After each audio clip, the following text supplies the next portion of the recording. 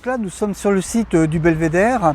Le conseil départemental va engager sur les 2 années à venir de très gros travaux d'investissement liés à la requalification un petit peu de ce site. Le parking ici va être réaménagé de façon à mieux organiser le stationnement des voitures, mais aussi permettre une meilleure visibilité des transports collectifs, une plateforme de covoiturage, des meilleures liaisons pour les piétons.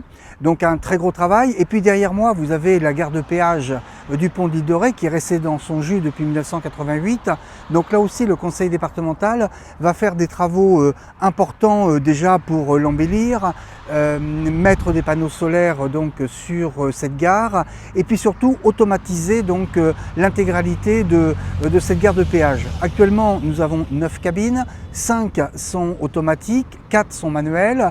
Et il est vrai que ces 4 qui sont manuels vont devenir automatiques et c'est quelque chose d'important puisque en fait on a de plus en plus de mal à recruter des receveurs. C'est quand même des métiers compliqués, difficiles, travailler le soir, la nuit, le week-end.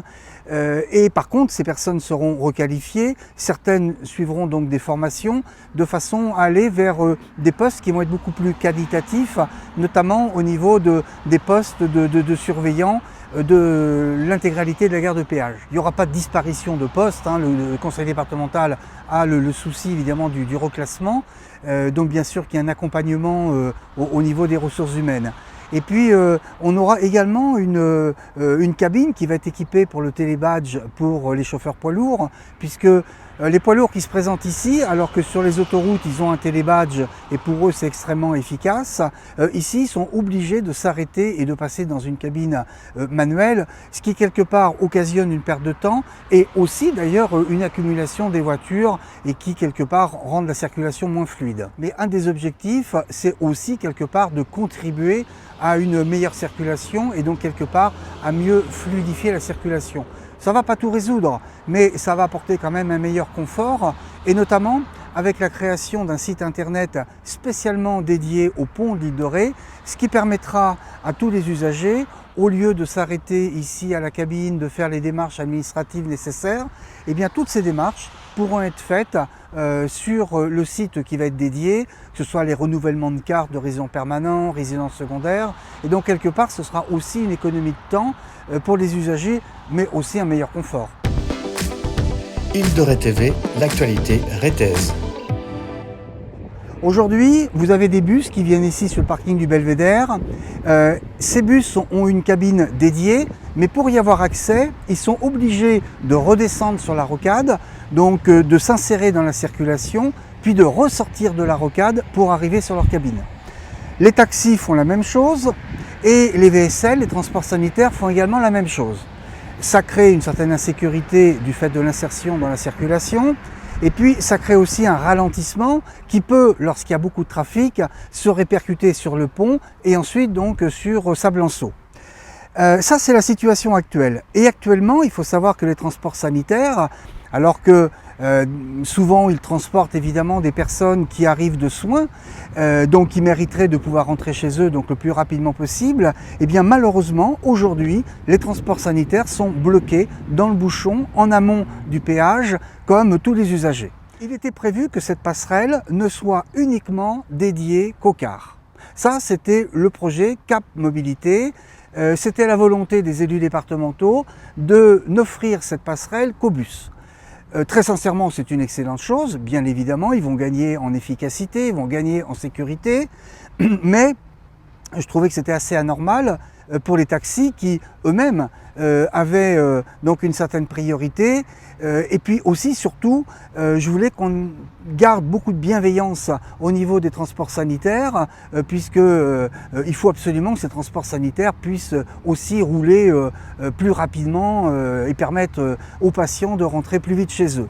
Alors, demain, cette passerelle, lundi elle va être accessible aux cars. Ça veut dire qu'on ne verra plus les cars s'insérer sur la rocade. Les cars vont pouvoir arriver directement sur une cabine qui va leur être dédiée, donc ils n'auront plus de bouchons en entrée de la gare de péage. Ils peuvent, c'est vrai, en avoir malgré tout après la gare de péage, mais surtout les taxis et encore mieux, les transports sanitaires. Et là, vraiment, je voudrais remercier Yannick Nicolas, qui est ambulancier sur l'île de Ré et qui m'a accompagné, ainsi que Véronique Richer-Le-Rouge, sur cette volonté d'offrir la possibilité aux transports sanitaires de prendre la passerelle. La présidente du département, Sylvie Marcilly, et je la remercie infiniment, a donc donné son accord pour que cette passerelle, dès lundi, soit accessible aux bus, aux taxis et aux transports sanitaires, ce qu'on appelle également les VSL. Les reportages d'Île de Ré TV. L'offre Respirer, donc, qui est une offre de transport collectif pensée, organisée et financée par la communauté de communes de l'Île de Ré et par le conseil départemental de la Charente-Maritime, tous les ans, complète son offre, tous les ans la rend encore plus pertinente de façon à ce que de plus en plus de personnes prennent donc ces transports collectifs. À titre d'exemple, jusqu'à présent, donc les navettes électriques qui franchissaient le pont, les usagers devaient s'acquitter d'une somme de 1 euro. Bon, certes, c'est une somme qui est modeste, modique, mais malgré tout, on se rend compte qu'après la crise sanitaire, les usagers se détournent un petit peu des transports collectifs et il faut les réassurer, il faut que les usagers se réapproprient les transports collectifs. Donc là, le conseil départemental, sous la responsabilité, la présidence de Gérard Ponce, a décidé de donner la gratuité à toutes les navettes électriques qui vont franchir le pont. Ça va être pour cette année 2022, mais je sais que nous allons demander à ce que cette gratuité soit pérenne, de façon à faciliter le cheminement donc, et surtout la traversée pour aller jusqu'à Sablanceau. Après, l'offre Respirer, elle se développe aussi donc, sur l'île. On a par exemple ce qu'on appelle les navettes pendulaires, c'est-à-dire les navettes entre le Bois-Plage, la Flotte, Saint-Martin, Sainte-Marie et la Flotte Sainte-Marie Rive-du-Plage. Ces navettes circulaires ou pendulaires vont avoir des horaires prolongés jusqu'à 23 heures.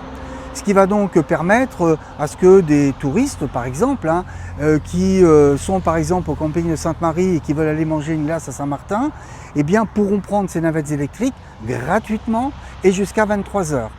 D'autre part, l'offre Respirer cette année, elle va durer jusqu'à fin septembre. C'est-à-dire qu'elle va se prolonger de plus de 3 semaines, puisque bien évidemment, on sait tous que le mois de septembre est encore un très joli mois et qu'on a encore beaucoup de touristes ou de résidents secondaires ou de visiteurs à la journée, voilà. Donc on a besoin d'offrir une offre beaucoup plus longtemps dans le calendrier. L'idée évidemment, c'est de démontrer donc aux usagers qui sont tous les bienvenus dans l'île de Ré. Tout le monde doit pouvoir venir dans l'île de Ré et j'encourage tout le monde à venir dans l'île de Ré, mais seulement à laisser si possible la voiture à l'entrée et profiter de transports collectifs alternatifs à la voiture, gratuits. En fait, c'est ça l'idée, c'est d'accueillir tout le monde, mais c'est surtout le problème, c'est les voitures individuelles, donc essayer de les mettre sur un parking pour pouvoir ensuite utiliser les transports collectifs. Mais cette offre Respirer, je le redis, d'année en année, elle s'améliore, d'année en année, on rajoute des dispositifs, mais aussi on expérimente. J'en veux pour preuve donc certaines navettes électriques permanentes, celles de Sainte-Marie, La Flotte et Loire. Tout le monde s'entendait. Qui n'a pas entendu que ces navettes étaient vides, désespérément vides, et c'est la vérité. Enfin, il faut quand même savoir que celle de Sainte-Marie, on avait une fréquentation de 0,6 passagers par passage. C'est franchement ridicule. J'ose même pas dire le coût de la navette électrique, tant chaque auditeur comprendrait que c'est un transport qui était vraiment un gouffre d'écotaxes, un gouffre d'argent public. Donc il est de la responsabilité des élus, quand on constate des liaisons qui ne fonctionnent pas, eh bien il faut dire bon, ça fonctionne pas, on va l'arrêter. Pour autant, ce n'est pas une économie réalisée par la communauté de communes et le conseil départemental, puisque l'argent économisé sur cette navette électrique permanente va être réutilisé pour optimiser d'autres types de transports, et notamment les transports à la demande, qui aujourd'hui dans l'île de Ré explosent, et tant mieux, c'est une excellente chose, puisque c'est une offre de transport, notamment pour la population permanente, et qui remplit totalement donc sa fonction. Est-ce que l'on sait pourquoi ces navettes ne marchaient pas au niveau de ces 3 communes? Est-ce qu'il y a une étude qui a été lancée? Est-ce qu'il y a eu des concertations pour expliquer un petit peu cet échec? En fait, c'est compliqué quand on met une expérimentation. C'est vrai qu'à l'année, on se rend compte que ces navettes, du fait peut-être aussi du peu de parcours, elles étaient surtout utilisées par les scolaires. Bon, c'est bien, c'est une excellente chose, mais il faut quand même savoir que ni la communauté de communes, ni le conseil départemental n'a la compétence transport scolaire.